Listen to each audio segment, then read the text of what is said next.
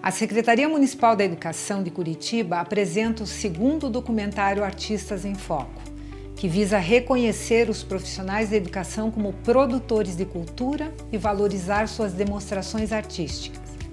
Esse projeto nasceu da percepção durante as Bienais de Arte e Educação em torno da categoria professor, artista, propositor. Profissionais que, para além da sala de aula ou de suas experiências na educação, se dedicaram à pesquisa e aprendizagem em arte. Dar mais visibilidade a eles foi a etapa seguinte. Em outubro de 2021, foi lançado o projeto Artistas em Foco com a primeira mostra de artes visuais ocorrida no Museu Municipal de Arte, no MUMA.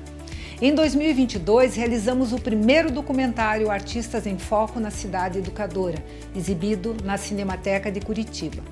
Em 2023, tivemos o lançamento do site Artistas em Foco e a segunda mostra de artes visuais também no Museu Municipal de Arte, no MUMA.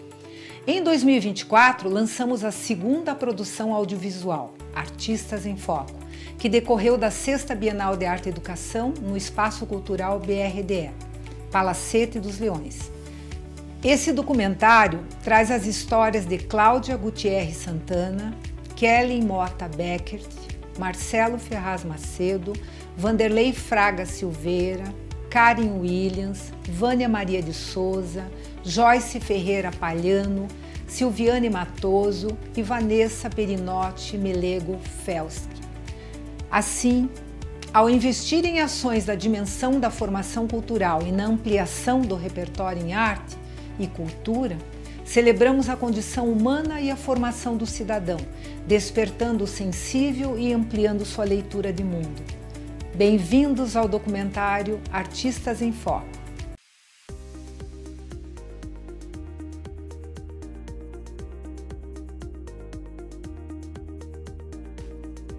O meu nome é Cláudia, eu nasci em Paranavaí, no noroeste do Paraná, e morei lá por 3 anos.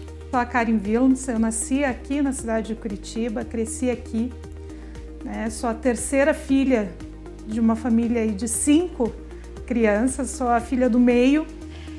Eu me chamo Kellen, tenho 43 anos, sou mãe do Daniel, casada com o Thiago. Embora more aqui em Curitiba, desde os meus 2 anos, então eu me considero uma curitibana.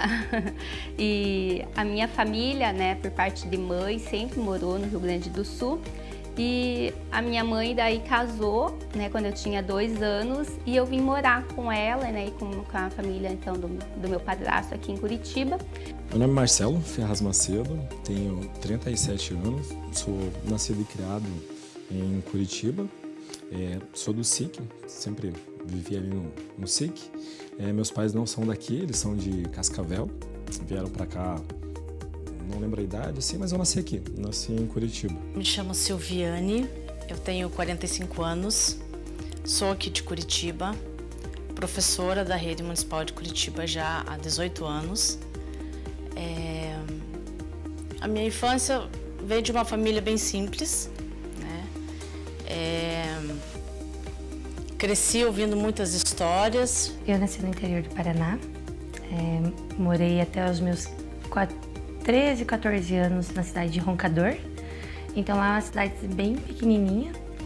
Meu nome é Vânia, eu nasci em Ponta Grossa, estado do Paraná. Eu vim desde pequenininha, eu moro aqui em Curitiba, por questões de trabalho dos meus pais, então eu sou um coração curitibano também, Bom, meu nome é Vanessa, eu tenho 47 anos, sou nascida e criada em Curitiba e no mesmo bairro, no Cajuru. E tá lá ainda, a casinha, A gente foi criada em frente de uma praça e onde foi a minha infância toda, assim. Meu nome é Vanderlei Fraga Silveira, eu sou conhecido já há bastante tempo como Vander Silveira e eu sou gaúcho, eu nasci em Porto Alegre, eu moro em Curitiba desde 2016. Eu venho de uma família de imigrantes. A grande maioria dos meus antepassados vieram ou da Alemanha, ou o meu avô, que é de quem eu herdei o sobrenome, que veio da União Soviética, ainda criança. E com isso a gente acabou mantendo alguns aspectos culturais bastante marcantes. A parte de alimentação, né, alguns aspectos da própria forma de se comportar, da forma de falar, né, da forma de interagir entre família. Eu nunca me encaixei muito nesses padrões, né, tanto que com 16 anos eu fiquei grávida quando eu estava no ensino médio. Minha filha nasceu 9 dias depois de eu completar 17. E quando as pessoas perguntam quem é a Karen, eu sempre falo, depende. Depende de qual Karen você está falando. Né? A gente tem a Karen professora, a gente tem a Karen mãe, tem a Karen filha, tem a Karen neta. Né? Nós nunca somos uma pessoa só. E era bem difícil a infância, assim, né? Na década de 80. Então, a minha mãe trabalhava muito, diarista. E eu que fiquei responsável por esses meus 3 irmãos. Eu lembro que a gente recebia cartas da minha tia perguntando como é que a gente estava, né? E eu que escrevia, né? Quando eu entrei na escola, na questão da alfabetização. E eu lembro até hoje, escrevia a carta, né? Para a avó, para a tia. Meu pai era um excelente contador de histórias, o que hoje também contribui muito para me tornar uma contadora de histórias, né? Já fazem 9 anos que eu sou bruxa do Bosque Alemão e trabalho também com contação de história. Eu sou um menino, né? Minha infância é um menino, de uma encosta de morro semi-rural. Né? Não é uma favela, hoje é uma favela naquele sentido de uma comunidade que vive dificuldades grandes, mas a minha infância é de um lugar rural numa encosta de um morro. Então brinquei no mato, né? Brinquei nos campos e toda a brincadeira de menino de comunidade de periferia. Né? A gente tinha bons momentos, a minha mãe ali labutou bastante para criar eu e meus irmãos. E a gente cresceu lá, junto... A mãe era várias coisas. Eu já me identifico um pouco com ela, porque me vejo nessa labuta aí também, né? Fazendo várias coisas. Brincava, não tinha praças na cidade, então a gente fazia piquenique, brincava no rio, ou no sítio mesmo, né? Quando criança. A minha mãe era professora de história. Ela dava aulas e eu sempre estava observando ela no meio dos livros e fazendo planejamentos. E foi aí que eu peguei o gosto pela educação, né? Tanto que hoje, né, eu sou uma professora. O meu pai, ele era capelão do exército e ele era músico. Então ele ia nos hospitais e visitava os acamados e além de ele fazer toda essa visita, né, de filantropia, ele tocava violão para os acamados. Então, eu tinha que ajudar a cuidar dos irmãos menores, né? E não tive essa oportunidade. Eu fui começar a conseguir ter algum contato com a arte, embora eu gostasse, embora eu fosse amiga das professoras de arte sempre na escola. Eu fui ter esse primeiro estudo, assim, aos 12 anos, porque eu amava dança. Comecei assim, que pequenininha, eu adorava ginástica, né? Não sabia que era dança. Eu já via aqueles movimentos, eu assistia muito nas Olimpíadas, a Nádia Comaneci, eu ficava encantada como que alguém podia fazer tudo aquilo, né? Apesar dos meus pais não terem muito estudo, sempre nos deram muito acesso a livros, a teatro, a música, mas a escola foi essa abertura para o que era diferente. Né, porque não fazia parte desse movimento religioso e cultural onde eu cresci. Era meu sonho de infância. Né? Desde criança eu sempre quis ser professora, sempre tive esse carinho muito grande pela educação, né? Porque foi a minha primeira realmente porta para um universo, né? Completamente novo, e eu tive professores muito bons. Mas o meu desejo maior sempre foi ser professora no sentido de poder fazer a diferença, né? Poder trazer para as crianças aquele mundo que os professores trouxeram para mim. Eu queria fazer isso também. E fui contemplada então com uma bolsa pelo ProUni para cursar História. É importante a função da escola para além daquilo que é do senso comum, que é aprender a ler e escrever. A escola é aquele espaço onde a gente vai aprender sobre o mundo, sobre a cultura, sobre tudo isso. Eu sou gaúcha, né? Então, assim, a minha avó, né, ela é italiana, uma mulher forte, assim, e eu tenho muito disso na minha raiz, assim. Eu sou uma mulher forte, né? Então, assim, tive que cuidar dos meus irmãos, eu tive que trabalhar muito cedo, eu guardava o meu dinheiro do almoço para poder pagar o transporte para fazer a faculdade. Eu fui a primeira filha a fazer faculdade, né? Eu escolhi, né, pedagogia no primeiro momento, assim, pensando que de gostar muito de criança, enfim, e também eu falei assim, é mais fácil, né, eu passar num concurso e ver em que área que eu vou atuar depois, que a questão pedagógica, ela vai muito além da sala de aula. E quando eu me deparei, então, com o primeiro estágio, eu já me apaixonei pela educação infantil. Eu vou me formar em pedagogia, mas eu quero ser professora. E em 2006 eu me formei, em 2007 eu passei no concurso para professora de educação infantil, que naquela época era educadora. E eu escolhi um CMEI, né, e muito próximo da minha casa, que eu pudesse, assim, conhecer a comunidade. E eu achei aquilo incrível, assim, das possibilidades que a prefeitura nos oportunizava, assim, na questão da formação. Então, a minha trajetória é a educação infantil na rede. Eu entrei nessa de ser professor pela questão, me inspirei em outro professor, que era um professor Ronaldo, lá do Cicla. Era um ótimo professor de história.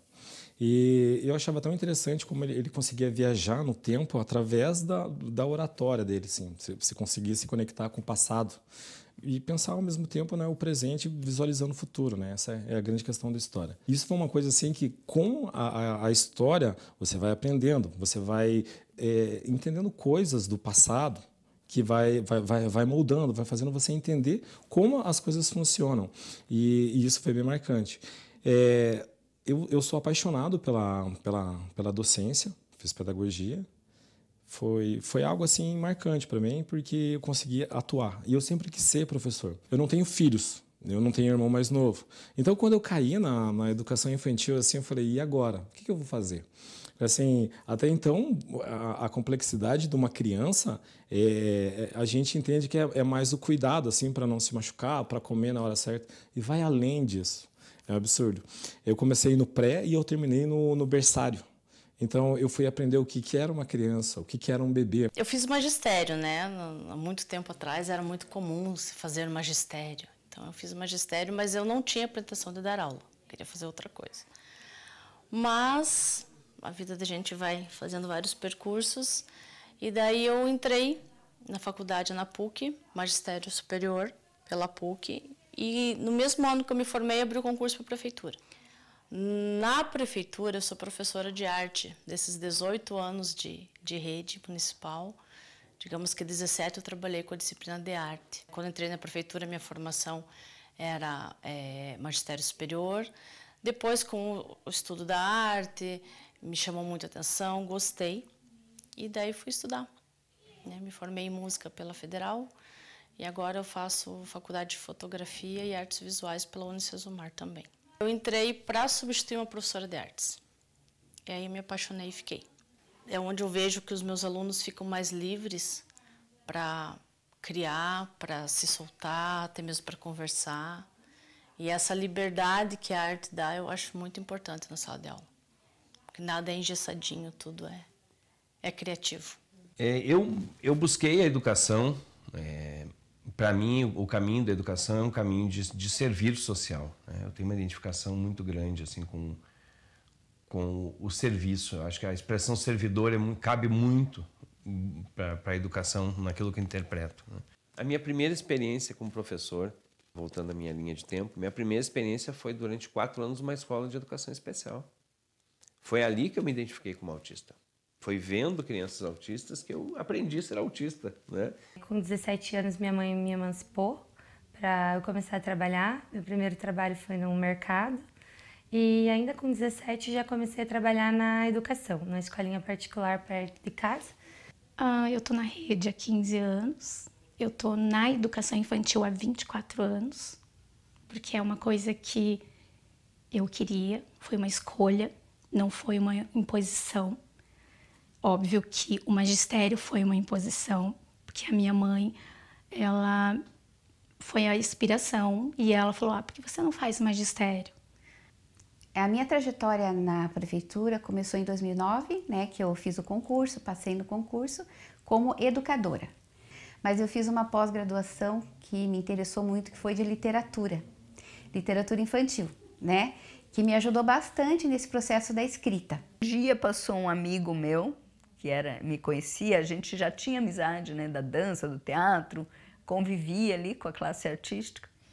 E ele falou, escuta, você não pode ficar desse jeito. Você tem um teste com o diretor de teatro, ele está precisando, tem um salário. Eu falava, tem um salário, tá ótimo, que bom. Você precisa fazer esse teste, que eles precisam de uma bailarina, eu acho que você se encaixa. E aí eu dei um jeito e fui fazer o teste. Era um teste para um papel que chama coro, né, que é um papel secundário aí na peça. E era com uma atriz conhecida que ia estrelar, né, a peça. E eu fui, sim, na minha ingenuidade, fazendo o que eu sabia de dança, e acabei passando no teste. Era para fazer a peça Maria Borralheira, do Vladimir Capella, e fui sobrevivendo desta forma, né? E criei o meu filho trabalhando com arte, trabalhando com dança. Aconteceu assim, neste meio tempo, que desde que eu estava lá em São Paulo, eu tinha uma relação com a questão visual, só que eu não tinha muita ideia sobre isso, né? Porque uma das coisas que eu fiz foi trabalhar no ateliê, nessa época que eu fazia curso de dança, no ateliê que fazia os figurinos para os balés. E lá eu aprendi tudo, eu ficava olhando as costureiras e eu aprendi como se fazia o figurino e comecei a desenhar meus figurinos. Em Curitiba, quando eu comecei a dar aula, fazer espetáculo com as crianças, eu também desenhava e aprendi a costurar, então eu fazia os figurinos eu mesma. Eu sempre tive, minha ligação com a arte sempre foi bem de infância, né? Desde criança eu desenho, me expresso por arte, pesquiso e eu tenho uma passagem bem longa, desde a adolescência com ambientalismo. E eu desenvolvia projetos assim que envolviam a comunidade, né? Então assim, eu quase não estava dentro da sala de aula com as crianças. Eu estava sempre fora do espaço, né? No entorno, com a comunidade, com os pais. E isso aprendi assim muito a trazer, a ressignificar o meu trabalho. E foi quando eu me descobri também assim, amante da poesia com a criança. E eu recebi um convite daí para atuar numa biblioteca. Eu vou para uma biblioteca que é um espaço riquíssimo da cidade, que é a Praça do Japão. E é um espaço poético. Comecei então a levar a poesia para a praça. Comecei com os projetos de varais de poesia, o corredor dos haikais e fui começando aí a proposta novamente. Falei, então tá bom, vou começar um outro projeto, que é Cada Poema no Seu Galho. Então eu peguei as garrafas, né, descartáveis, e eu ia colocando os recadinhos, colocando poesias de amigas, poesia de amigos, poesias de pessoas que gostavam de escrever ali no espaço, poetas curitibanos e poetisas, ia colocando e aquilo foi despertando e foi crescendo, de repente era uma árvore, 2 árvores, às vezes o varal. E eu queria muito, meu filho estudou em escola pública, eu queria fazer um projeto com crianças, né, em escola pública, pela minha história de vida mesmo, né, essa questão da oportunidade, porque eu senti muito na pele o quanto isso fez diferença, o quanto isso faz diferença para uma pessoa em qualquer área que ela resolva se desenvolver. Nesse tempo, né, quando eu vim para Curitiba, eu contei que foi um momento bem difícil, né, de adaptação. E teve um momento, eu já tinha uma formação, já tinha um registro profissional em dança vindo lá de São Paulo, né, por conta da minha formação em Royal, mas era muito difícil essa questão familiar ainda. Então um dia eu parei e pensei, o que eu gosto de fazer? Eu gosto de estudar e eu gosto de ser artista. Por eu fazer outros trabalhos na minha escola, em questão a direitos humanos, que eu acho que também, né, tem muito a ver, eu tenho meus alunos como amigo. Então muitos vêm conversar, muitos vêm contar situações particulares. Então eu vejo que eu não estou ali só no dia da permanência para cobrir a permanência da escola. Eu estou ali para ser mais uma amiga onde eles podem contar a amizade deles. Isso não tem preço. O dia que eu trouxe eles para ver a exposição, eles falaram: nossa, professora, foi você que fez.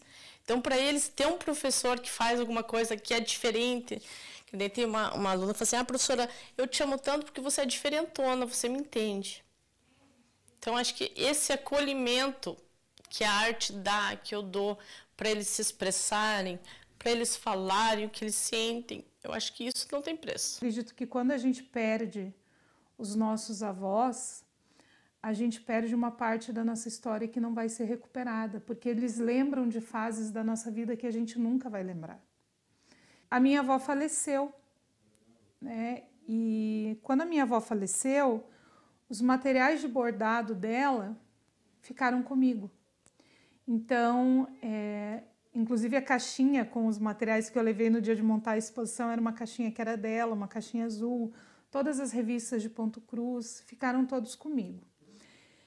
Mas assim, ficaram comigo, mas eu deixei guardados, eu não estava mexendo com aquilo. Até porque para mim aquilo trazia uma dor muito grande, né? Mexer com aquilo me deixava mal. Eu sempre gostei muito de trabalhos manuais. Então, desde muito pequena, ali já, antes de aprender a ler e escrever, a gente já tinha ali uma agulha, uma linha para começar a aprender a costurar, já fazia as roupas das bonecas, né? Minha mãe também sempre trabalhou com costura. Transformar essa dor em alguma coisa bonita, em alguma coisa que tivesse vida, em alguma coisa que mostrasse o legado que ela deixou, mas também mostrasse quem eu sou.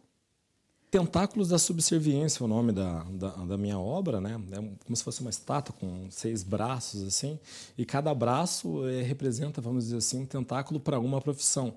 Mas não é simplesmente uma profissão almejada ou glamorizada por todos. É aquelas profissões, assim, de não tanto glamour, mas é o que gira a máquina, é o que faz funcionar. Por exemplo, prestação de serviço, atendente, etc. Nesse sentido. Aí eu sempre quis uma coisa assim com a realidade. Você não adianta fazer algo que não tenha significado. Eu acho que a arte é isso. A arte ela tem que te chocar de alguma forma, tem que te impactar. Você tem que entrar naquilo, olhar e sair diferente. Eu pensei em algo assim...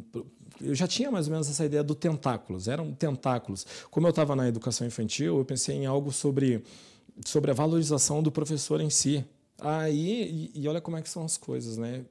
Foi meio que agregando, assim. Eu lembro que eu estava indo para a academia e daí, perto de casa, no lixo tinha um busto feminino, assim. Eu não sei se era de uma loja que eles colocavam joia ou se eles vestiam um manequim. Eu sei que era só um busto. Daí eu falei, cara, olha que legal.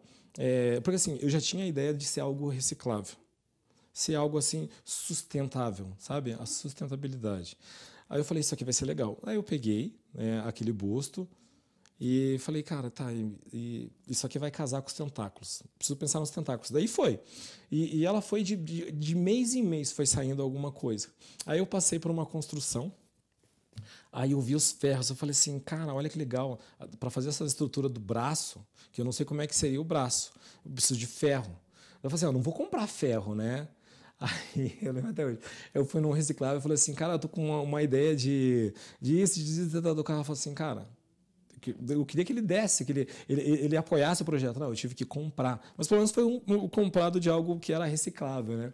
Que foi a estrutura dos braços. Eu fiz o braço, aí para encher esse braço ali eu usei garrafa PET. Usei as garrafas PETs, assim. E ficou bem legal, assim, essa questão, assim, que parecia meio que um escorpião, uma aranha. E daí, para revestir ela, eu revesti com aquele papel craft, que daí a gente fez os tentáculos mesmo, como se fosse um caranguejo. E a ideia da estrutura, ela estava formada. E daí eu peguei e fiz um semicírculo com eles ali e tal, daí eu contei a história. Eu falei assim que existe nas escolas públicas uma bruxa, o Tentáculos da Subserviência. E essa bruxa, ela se alimentava dos sonhos das crianças e transformava elas em objetos. E daí cores. ela não fica limitada em algo, ela abrange várias cores. Então, por isso que tinha as cores ali. E as crianças, elas iam matar essa bruxa que se alimentava dos sonhos deles, jogando tinta. Então, foi uma festa. Eu chamei cada criança e cada um jogou tinta. Ao seu bel prazer. Eu falei, você pode escolher. Você pode jogar na cabeça, você pode jogar no tentáculo, você pode colocar... isso que é o legal, a estrutura do tentáculo, ela não estava simplesmente no chão, ela estava numa carteira de escola e numa cadeira. Então, tipo, automaticamente, quem que estava por trás disso? Quem que sustentava tudo isso? É uma pergunta que fica aí, né? O meu processo criativo, ele é muito peculiar, assim, né? Porque eu gosto muito do silêncio, mas eu sou uma pessoa muito agitada. Então, eu preciso do silêncio para pensar, para criar, né? E eu acho que o espaço que eu tô, né? Uma praça, né? Ela também transmite essa paz. E eu lembro que o primeiro varal, né, de poético que eu coloquei na praça me fez refletir se a leitura ela tem que estar só dentro dos espaços, né, dentro da biblioteca, ou ela pode estar fora. E daí eu pensei assim, eu vou fazer diferente, eu vou colocar nas árvores a poesia, vai ficar mais escondidinho para ver se as pessoas vão reparar. E daí eu comecei a levar fragmentos de livros. O projeto Cada Poema no Seu Galho é um presente, porque assim eu coloco numa árvore. A árvore ela traz vida, ela traz fôlego. E junto com a poesia, então, ela traz essa pausa. Então eu acho que esse percurso aí criativo, ele vem muito da convivência, né, com a leitura e com a criança, de enxergar a poesia nos espaços, né? O meu gostar de escrever, a questão da literatura, foi em 2019 para 2020 a gente teve o Covid, né? E uma pessoa que eu amava muito, ela faleceu de Covid e isso me deixou muito debilitada. Eu posso dizer que eu passei pela noite escura da alma. Eu sentia dor física, que é profunda, quem pega o Covid sabe, mas eu também senti muita dor emocional. Então, depois disso que eu recuperei, eu falei assim para Deus, eu nunca mais vou parar de fazer coisas que eu gosto. E eu gostava muito de escrever, sabe? E eu parei. Então, eu me atirei em pós-graduações para eu esquecer. Eu transferi aquela dor para os meus estudos, sabe? Então, foi onde eu comecei a escrever e cada vez mais gostar de escrever, que para mim isso foi também uma forma de uma fuga.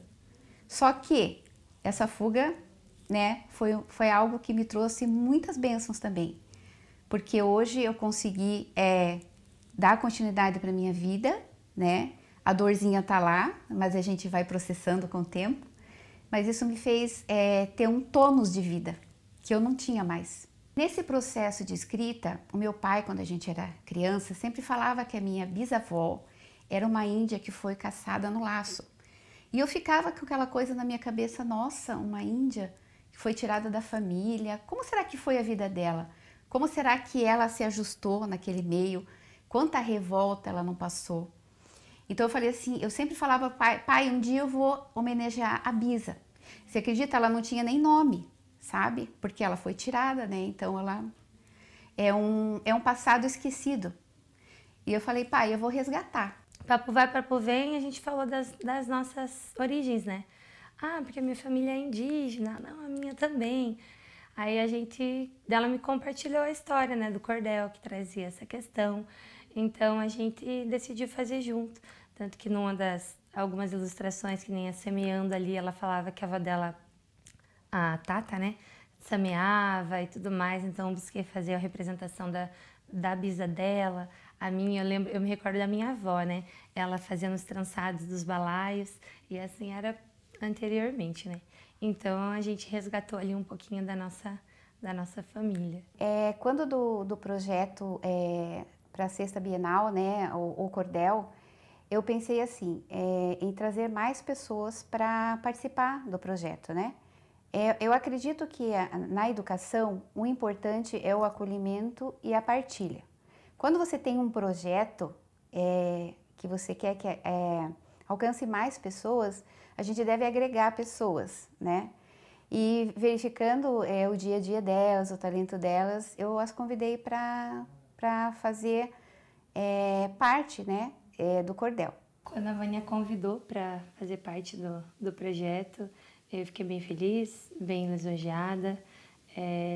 Além de estar tendo a oportunidade de compartilhar a minha arte, também estar honrando ali a nossa ancestralidade, resgatando nossas raízes, né, sobre nossas tataravós.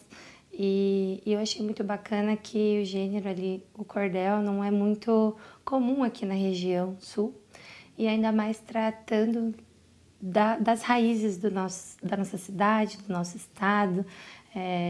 Acredito que, se não todos, a maioria tem uma sementinha indígena ali na família, né? Eu trabalho com a Vânia há 11 anos, no mesmo CEMEI, né?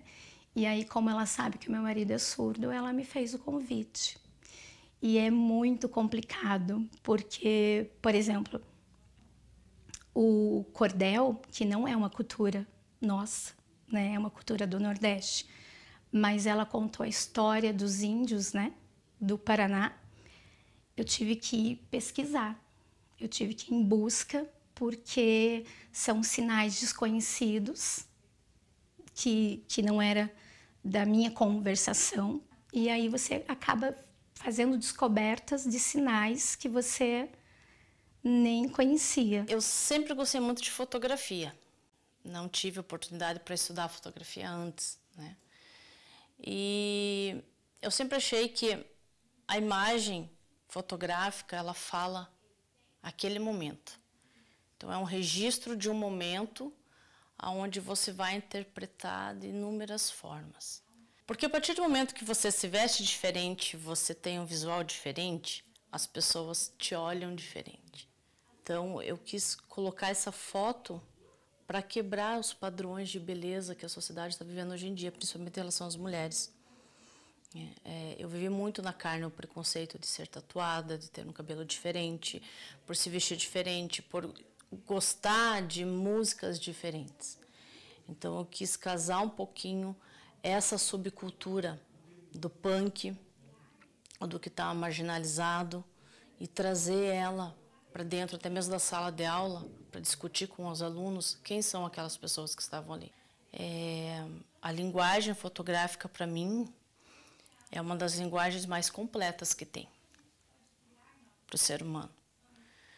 E um sábado eu estava na Rua 15 e me chamou muito a atenção, tinha um jogo de tabuleiro de xadrez e tinha 2 pessoas jogando xadrez. Só que não eram 2 pessoas comuns aos olhos da sociedade. Era um morador de rua, marginalizado, que sempre está à margem da sociedade, e um punk, também de uma visão marginalizada.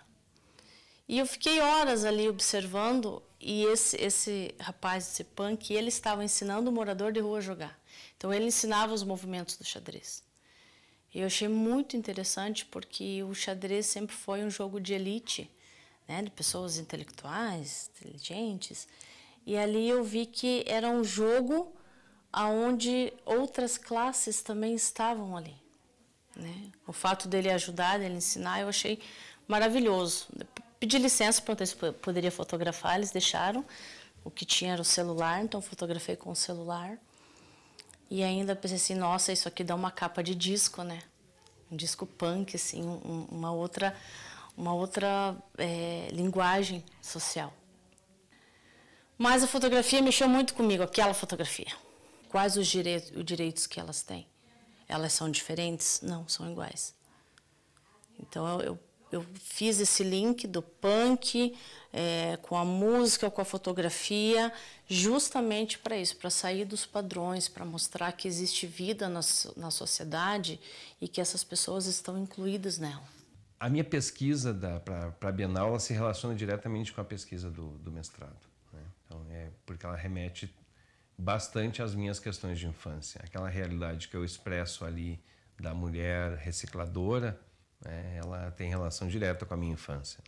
E essa Bienal possibilitou bastante assim, para essa expressão que eu entendo, né? Que é de uma arte onde a arte pode falar do social, onde a arte ela pode expressar sugestões para certas questões da cidade, né? Esse outro olhar que a Bienal nos trouxe. E eu tenho particularmente um interesse no uso do material do cotidiano, no uso daquilo que a gente chama de sucata. Eu me interesso pelo objeto do cotidiano na minha arte. E então toda a minha produção para o mestrado, o meu produto foi uma série de obras que ou eram produzidas sobre papelão, no caso, pintura sobre papelão, tendo ao invés de tela um papelão, ou objetos que se associavam, né? Então, nessa associação de objetos, um dos produtos é essa obra que eu apresentei para a Bienal, que é a Quarta Pele, a Mulher de Papelão, é vizinha do Homem de Latinhas, né? Mas eu gostaria de falar sobre como entrou essa beleza, né, do origami na minha vida.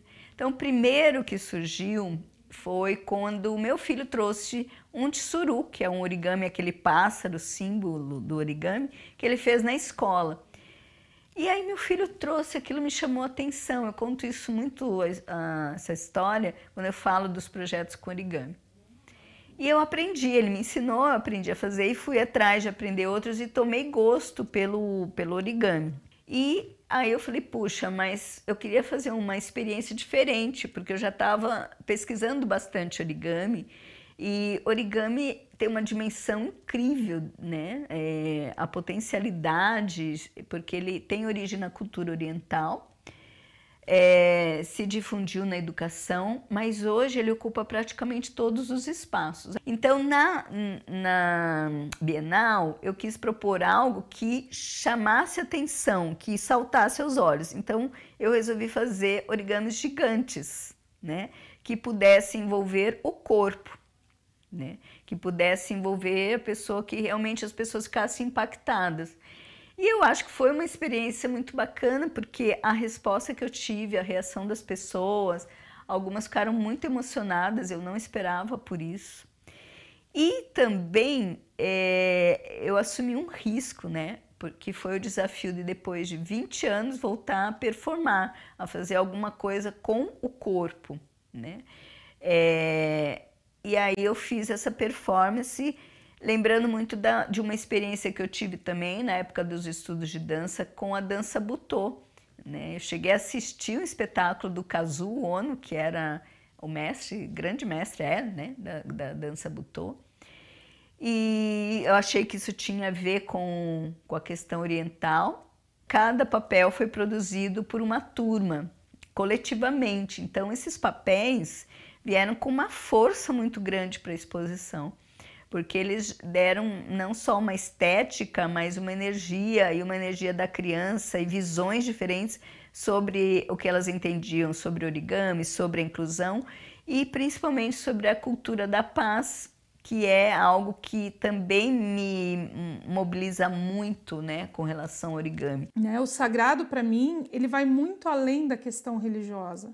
O sagrado, para mim, é aquilo que traz um significado para você. Não importa o que as outras pessoas entendem por aquilo, mas aquilo que é para você. Por que aquilo é importante para você? Isso é sagrado. Nunca pensando em compor uma obra como aconteceu na Bienal, mas eu comecei esse movimento de ressignificar essa dor que eu tinha com relação ao bordado, junto com esse meu apego a essas coisas que às vezes passam despercebidas, e comecei a bordar. E por conta do ensino religioso, muitas dessas fotografias eram de espaços religiosos, de espaços sagrados, né? Então eu tinha muitas fotografias desses lugares que eu visitava com os professores e comecei a trazer isso para o bordado, né? Eu lembro que desse aspecto eu peguei uma foto, por exemplo, do Amaci da Sabrina, lá no terreiro Vovó Benta, e a partir dessa foto eu bordei o Amaci dela, né? Peguei uma foto que eu tirei de um espaço dentro da catedral e bordei esse espaço. E fui fazendo esses bordados e eles foram sendo guardados, porque a ideia ali era só eu trazer esse sagrado, ressignificando aquele sentimento que eu tinha. E eu fui bordando e guardando. Mas eu ainda não via isso como uma produção artística. Para mim, aquilo ali era só uma forma de registrar aquilo que eu estava sentindo, né? O sagrado somado a essa necessidade de ressignificar a dor. E aí, né, conversei ali com eles um pouco, comecei a pensar nessa possibilidade e tudo mais. Comecei o processo de mentoria com eles e foi aí então que todo esse sentimento, tudo isso foi sendo sistematizado para compor aquela obra então. Mas ela surge então como um processo, né? Um processo de cura, de reconexão com a ancestralidade, de reconexão com a identidade, né? De trazer aspectos da própria cidade, né? Que faz parte de quem eu sou. E, né, tudo isso junto acabou se transformando nesse objeto artístico que foi exposto na Bienal. A obra, ela traz então esses vários elementos da sacralidade, daquilo que é percebido por todos como sagrado, como os espaços, os objetos, mas também aquilo que acabou se tornando sagrado só para mim, né? Mas uma coisa que eu acho bem interessante de colocar é o porquê que ela tem aquela forma, né, de uma árvore. Eu, desde muito pequena, eu sempre fui muito apaixonada por árvores. Eu sempre achei a árvore a coisa mais incrível do universo. E quando eu fui compor a obra da Bienal, a ideia era justamente essa, mostrar que a gente está interligado por essa questão da terra, né? E conforme a gente vai crescendo, a gente vai vivendo, tendo novas experiências e isso vai se tornando o nosso sagrado. Então, ela começa ali pelas raízes que vêm do chão, né, dessa casa comum, sobe pelo tronco e vai se ramificando em vários galhos, onde a gente encontra todas essas representações do sagrado, que eram 54 ao todo, né? E a árvore ali representada pela cor vermelha, porque é justamente essa ideia da vida, né? Dessa vontade de mostrar, de viver esse momento, essa relação sanguínea que a gente tem. Levar eles para ver uma exposição de trabalhos de professores, eu acho que isso é maravilhoso, né? Porque eles sempre acham que o artista é aquele que já morreu. Então, é sempre, já morreu? Não, tá vivo. Então, na cabecinha deles, o artista é aquele que já morreu, que não existe mais. Só que eles indo como foi ali no Palacete dos Leões, um lugar muito legal, eles viram o trabalho que os outros professores fizeram, tipo assim, gente como a gente, viram o meu trabalho. Eu acho que deu, assim, um viés muito grande para nós, professores. Eu penso que a arte, ela cura a gente. A arte eterniza as pessoas, né? Então, eu vou deixar aqui o meu registro. E eu fiz com todo amor e carinho esse cordel. E eu fiquei muito feliz de poder fazer essa homenagem. E essa homenagem eu dedico a todos os povos indígenas e todas aquelas pessoas que, por algum motivo na vida delas, no passado delas, tiveram ancestrais que passaram por essas situações. É enriquecedor, sabe? É enriquecedor para a gente como ser humano. Você passar valores para as pessoas, você mostrar uma diferenciação cultural, sabe? Porque as pessoas às vezes só passam, vê um painel, uma escrita, mas por trás daquilo ali tem tanta vida, tem tanto sentimento, sabe? Então esse foi o ideal de fazer esse cordel. Eu quis fazer uma homenagem para minha bisavó, a Joyce também. E assim, foi uma maneira bem despretensiosa, sabe? De fazer. Eu falei, puxa vida, eu vou escrever, vai ficar uma homenagem para minha ancestralidade, que eu honro muito, sabe? Uma pessoa sem passado não tem presente nem futuro, né? Então é importante, eu acho que é muito importante. Espero ali continuar na educação por mais uns anos e agregando, conciliando com a parte artística. Mas eu pretendo trabalhar com a minha arte ainda, talvez fazendo mais livros ou exposições, não sei ainda o que vai vir a acontecer, mas eu quero aprender mais, fazer uma outra faculdade mais específica na parte artística para aprender mais, né, técnicas e coisas que vão me ajudar a ir mais para frente, porque até então é tudo por curiosidade, tudo pelo que eu fui indo por conta mesmo. Então acho que se parar para estudar um pouco mais, vai clarear e abrir mais a mente, né? A minha intenção, que é o meu projeto agora, é fazer uma série de exposições. né? Eu pretendo fazer exposições, pretendo levar isso, né, para fora, levar para a rua, levar para a rua mesmo, né? Procurar, por exemplo, um CRAS naquela região, mostrar isso para eles, né? Porque a minha vida é educar, a minha vida é formar, a minha vida é, né? A minha intenção futura, me encaminho para isso, é de ser um formador de educadores, né? Eu quero dar aula em universidade, né? Então, essa é a minha intenção, de não trabalhar mais em sala de aula e ser um formador, né? Acho que eu tenho uma boa bagagem para isso. Mas foi um processo, né? Um processo despretensioso que no final acabou se tornando esse elemento que vocês conheceram na Bienal. Mas eu pretendo dar continuidade, né, a essa ideia de representar essas vivências através das linhas. Não sei se vou chegar a expor novamente, né? Talvez, mas já tem vários projetos bordados, guardados lá, né? Que vão compondo muito disso que eu sou, né? E eles ficam lá, quem sabe um dia aí numa próxima oportunidade eles acabam sendo vistos por aí. Mas eu acho que a Bienal, assim, ela é fantástica.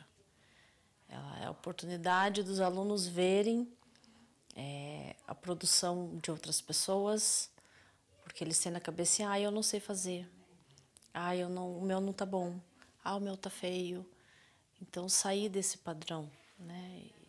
Então, eu acho que a Bienal de Artes, ela é fantástica, em todos os sentidos. Para nós, enquanto professores, né? Porque dá um up no nosso trabalho, um reconhecimento do nosso trabalho, e para os alunos também. Eles precisam de arte, eles viram o trabalho com outro olhar, e isso não tem preço.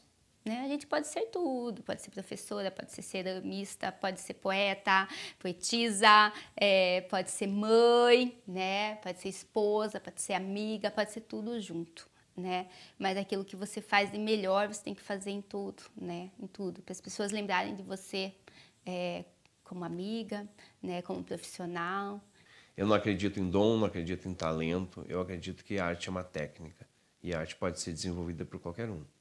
Não só no sentido técnico, mas a própria sensibilidade. A gente pode sensibilizar e desenvolver técnicas, né? Habilidades para fazer arte. E uma dessas é se sensibilizar para. Mas eu encontrei em Curitiba mais espaço para desenvolver essa proposta, né? Eu não enxergava mais em Porto Alegre um lugar para desenvolver essa minha pretensão de um arte educador ambiental. Então, conhecendo já Curitiba pela sua fama da cidade ecológica, né? Eu migrei para cá. A arte, ela está na minha essência, ela está na minha essência até no trabalho como pedagoga. Porque a gente precisa ter empatia, a gente precisa olhar para o outro e olhar para si mesmo, né? Nem sempre isso é entendido dessa forma, porque a gente tem padrões e esse pensamento, essa parte sensível, às vezes foge de alguns padrões. Não é toda hora que a gente entende, né? Às vezes a gente tem que executar tarefas e não fazer aquilo que é melhor. E eu penso sempre, eu vou fazer aquilo que é melhor, aquilo que eu acredito. Então, eu acho que esse fortalecimento vem dessa trajetória toda, né?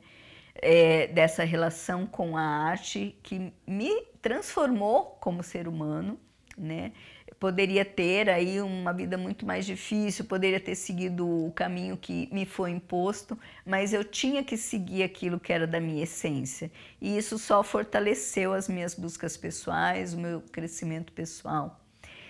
E acredito que, assim, isso tudo, o recado que eu gostaria de deixar é da importância do sonho, né? Da importância da gente acreditar de verdade nos sonhos, não desistir, ir atrás, não mudar quem a gente é, porque não é uma convenção às vezes, a gente ser quem a gente realmente é. Quero dizer também que foi um prazer participar da Bienal. Eu vi trabalhos ali maravilhosos, né? Lembro que tinha colegas minhas da época de faculdade, lá do CEMEI, foi uma coisa assim muito legal. E eu acho incrível você trazer isso mesmo. Esse lado poético, esse lado artístico de um professor. O que é um professor? O professor é um agente de mudança, de transformação. Então a gente não precisa ficar só nessa coisa mecânica. A gente pode trazer um outro lado, um lado artístico. Eu achei fantástico. Eu só tenho que agradecer. Eu achei fantástico. O pessoal de artes foi incrível. Eu adorei tudo. Foi uma experiência maravilhosa. Certo. É isso. Acho que acabou.